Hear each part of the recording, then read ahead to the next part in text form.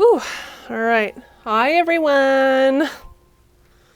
Oh, my glasses seem kind of dirty. I almost totally forgot that I was gonna make this mead. These people that I'm pet sitting for have these massive basil bushes.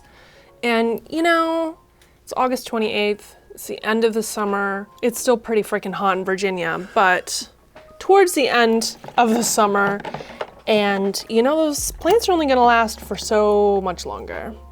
And I was standing there looking at these huge, gorgeous bushes, you know, and they're kind enough to let me harvest some of their veggie stuff while I'm watching their dogs. So I was thinking, what could I do with basil? And I was kind of thinking of like the blueberry mint hydromel. So, you know, I just looked up online, blueberry and basil mead, and it is a thing. I thought blueberries. I was like, blueberry basil, is that a thing? It sounds like it could be a thing.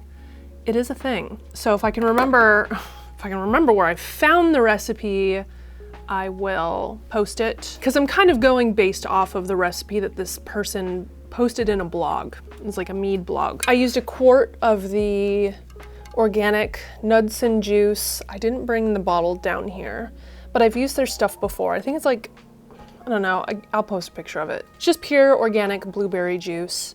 Per quart is about, they say about 3 pounds worth of blueberries.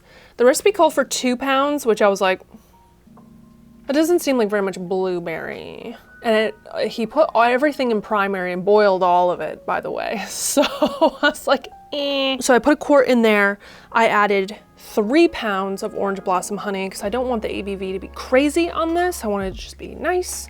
So what I did is I boiled some water and I put a bit over a cup of basil in there. You don't want to like pack it down to a cup. It's sort of loosely packed is what was recommended. And I put those leaves in there, of course, after sanitizing them. You know, I don't want to carry over yeast that resides naturally on those leaves. If you want a wild ferment, then just by all means, toss everything in if you want the yeast off that naturally occurs on the basil. The recipe also called for a black tea bag. So I steeped a decaf tea bag. I don't know, I just chose decaf because why not? For a little bit under 5 minutes, just whatever's recommended. You don't want to oversteep because then you'll pull some kind of icky flavor. Ooh, I got it. There's a fruit fly hanging out down here. I don't know where these things come from. There's nothing in this basement except cat poop. I got some warm water. I am going to be using 71B because it is one of my faves. I think it's about a half a teaspoon is like a gram. I don't know. I decided to add lemon peel to this because blueberry lemon basil sounds pretty epic, don't you think? I've got this bag of lemon peel. Granted, I do have actual lemons, but do I want to peel them? No, not really. Especially since I forgot I was gonna make this mead. And the reason I'm like, oh gosh, I gotta make it is because, you know, I picked the basil already. It was chilling, I had to use it, you know? Oh my gosh, do I need scissors right now? Oh. Bless, I got it. I was gonna put in a full teaspoon. This is a half a teaspoon, by the way. All right, 1 tisp. The other thing this recipe called for was raisins. I think as a nutrient, TBH, because I didn't see this person discuss anything about nutrient additions. So I'm guessing that's what it's for. But I'm gonna add them for some tannin. And I don't know what to do with that or any of this lemon. Bye-bye. For tannin and flavor, I was thinking, oh gosh, darny. I should know better than to have paper on this table because I always spill water everywhere. What was I saying? Oh, I was thinking about adding raisins to secondary because I really like what these did to the dandelion. I'm pretty sure that's what kind of gave it a cookie-ish flavor, and I was like, I need to see if I can hone in on that flavor. So these are golden jumbo crimson raisins. I don't think I really measured these out last time, and I'm not really gonna measure them out again. Sorry, I'm gonna use this many. Whatever that many is. Sorry, I know that's kind of annoying. It's like a handful, like a good handful, because they're probably not gonna be in there for very long. There aren't any other fruit solids, so theoretically I could let this just sit for about a month before racking it. But honestly, I feel like quite often recipes will just be like, oh, a handful of raisins. I'm pretty sure that's literally what this recipe says too. I could be wrong, but I'm pretty sure it says a handful of raisins. I'm just kind of opening them. You know, they got their dried skins on. Open those babies up, because you want to extract some flavor too. I mean, these have really nice flavor. Dump these in. Another important thing that I've been lacking to tell you is to remember to aerate the must. So remember to shake stuff up. Whoopsie. Well, I guess that's something for the fruit flies to eat. You want to make sure there's plenty of oxygen for your yeast. I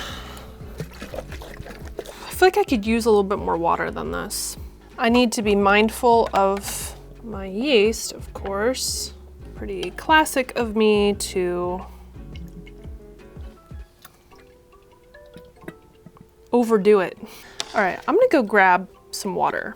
All right, I added some water to my bottle. Filtered water, sufficient to reconstitute in blueberry juice concentrate.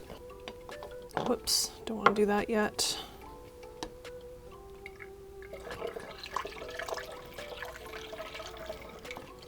There we go. This should be perfect. I'm gonna get ready to take my gravity, which might actually be slightly higher than what I wanted it to be initially. I always forget about the fact that like fruit juice is gonna add kind of significantly to your mead. Looks pretty good. You're supposed to wait like 15 minutes or something to have a maximum yeast happiness. Well, they look pretty good, so I'm gonna put them in. I'm getting impatient. I don't wanna sit here for forever waiting. Sorry, don't wanna. All right, that looks pretty good. That looks like exactly a gallon, just about. Let's see what this gravity is, shall we? I don't see any honey at the bottom. Everything should be well mixed, because I warmed up the honey, stirred it up a lot. Oh, yeah, that's a lot higher than I meant. I only took into account the honey. I always mess up. I think it's just something I need to accept. 1.1. 130. Ay, ay, ay. Well, I feel like this is definitely gonna max out and leave residual sweetness because that's pretty high. Did not mean for that to happen. Whoopsie, should have only put 2 pounds in here instead of 3. Well, that's it. That's what we got. I'm gonna use a nutrient schedule of sorts. I don't like, I guess I more so just follow what's on the Faewood K bottle. I forgot my Go Firm. I have a big ass bag of that and I totally forgot about it. Have I been forgetting my Go Firm? But I will not forget my Faewood K editions. First one I'm gonna make is tomorrow. They say between 12 and 24 hours is when you wanna make your first edition. And then another one probably like 3 days later, something like that. It's like the 3rd sugar break. Thank you so much for watching. I appreciate you. Let me know if you have used basil or any other garden herbs in a mead. I have another one planned, very excited for. That won't be out for a while yet.